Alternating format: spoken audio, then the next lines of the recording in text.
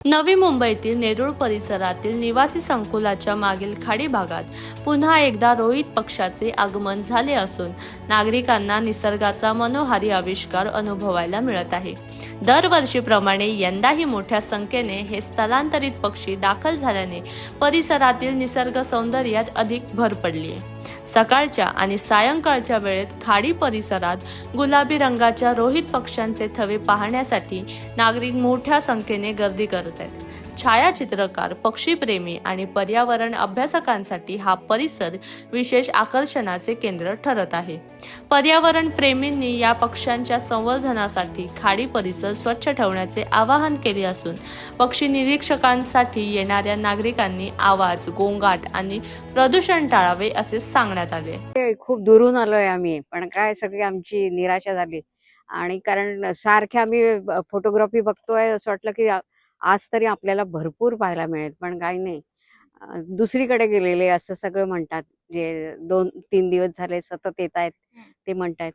पण त्याचं कारण काय असेल की इथनं ते पुन्हा त्यांनी तिकडे दुसरीकडे गेले, त्याचं काहीतरी कारण असेल ना। बदलापूरहून चाललंय। दरवर्षी येतात फर्स्ट टाइम आहे। काय सरकार असं त्यांनी पण त्याच्यावर काहीतरी संशोधन करायला पाहिजे की काय। अभ्यास करणारे आहेत इथे लोक भरपूर तसे, पण म्हणजे थोडंसं त्याच्याविषयी जर आम्हाला वाचता आलं तर त्यानुसार आम्ही थोडंसं नॉलेज पण मिळेल आम्हाला, आणि त्यानुसार मग अजून त्यांची संख्या वाढू शकते। दिवसेंदिवस कमी होत त्याच्या आधी ते भरपूर यायचे इथे, तर कदाचित काहीतरी त्याला वातावरण किंवा इथलं पोल्यूशन वगैरह कारणीभूत असेल, किंवा हे पाणी प्रदूषित असेल। कि जो हमको हमेशा इस बात का चाम रहता है कि कब हमको देखने को मिलेंगी फ्लेमिंगोज, तो हम लोग प्लान करके आते हैं। अनफॉर्चुनेटली आज कम थे क्योंकि हाई टाइड नहीं थी, और ऐसा हमको पता लगा कि हाई टाइड पे पूरा का पूरा लाइक बहुत सारे एक साथ आते हैं। End it's really a visual treat. वो बिल्कुल एक साथ सिंक में जब मूवमेंट करते हैं, इट इज़ मोर लाइक अ बैले डांस, ऐसी फीलिंग होती है। तो बहुत अच्छा हम लोग को मतलब लगता है कि नेचर ऐसी चीज़ है, और जो हम लोग देखने हमको मिल रही है, तो it is really a blessing from God. फिलहाल बहुत कम आ रहे हैं अभी। फिलहाल कम हो गए हैं। पहले जैसे हम लोग बहुत रेगुलरली कैजुअली भी देख लेते थे, अब हमको सोच के आना पड़ रहा है कि हाँ यहाँ आएंगे इस टाइम, क्योंकि डीपीएस लेक वगैरह में तो बहुत आते थे, मतलब हम लोग सालों से देख रहे थे। और आई थिंक गवर्नमेंट को खुद समझ में आ रहा था, तो फ्लेमिंगो सिटी भी बना रहे थे नेरुल को। लेकिन अब खुद ही I don't know what has happened कि मैनग्रोव्स कम है कि क्या ऐसा गड़बड़ हुआ है कि जो कम आ रहे हैं ये, मतलब माइग्रेशन उतना दिख नहीं रहा जैसे पहले दिखता था। फ्लेमिंगो तर मी नेहमीच पाहतो, पण दरवर्षी खूप असं इच्छाने आम्ही आतुरतेने वाट पाहतो त्यांची, कारण असं वाटतं काहीतरी एक अचीवमेंट झाली आहे। कारण आजकाल वाईल्डलाईफच्या युगात जर बघायला गेलं तर खूप सगळं डिस्ट्रक्शन होतं आहे इकडे, आणि त्यासाठी खूप जे आमचे सिनियर्स आहेत, एल्डर्स आहेत, ते खूप खटाटोप करतात हे सगळे जागा वाचवण्याची वगैरे।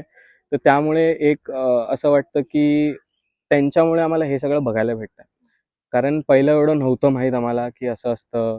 हे फ्लेमिंगो नावाचे पक्षी आहेत जे खूप दुरून येतात आपल्याकडे, रन ऑफ कचवरून पण येतात वगैरे, तर हे सगळं नव्हतं माहीत। पण ते असं ठिकाणी किंवा कुठल्याही चॅनलवर, असं न्यूज चॅनल तुमचे जे आहेत त्याच्यावर इंटरव्ह्यू वगैरे बघून मग आम्ही पण अशा आतुरतेने येत गेलो, आणि दरवर्षी असं वाटतं की नाही आता फ्लेमिंगो आले तर जायचंच आहे आम्हाला असं।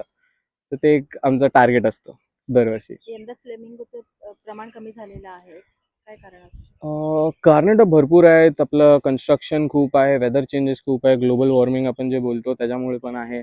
वरतून इंडस्ट्रीचे जे वेस्ट असतात ते पण त्यांच्या हॅबिटॅटमध्ये कधी कधी सोडले जाते, कारण की हे वेटलँड्स आहेत, इकडे मँग्रोव्स पण आहेत, खूप खूप काय असतं त्याच्यामध्ये। एक स्पेसिफिक आपण काय म्हणजे एक गोष्ट सांगू नाही शकत की काय प्रॉब्लेम आहे, पण युजली ह्युमन इंटरव्हेन्शन म्हणजे मनुष्याच्या काही ना काहीतरी गतिविधी असतात मधी, ज्याच्यामुळे हा प्रॉब्लेम होतो।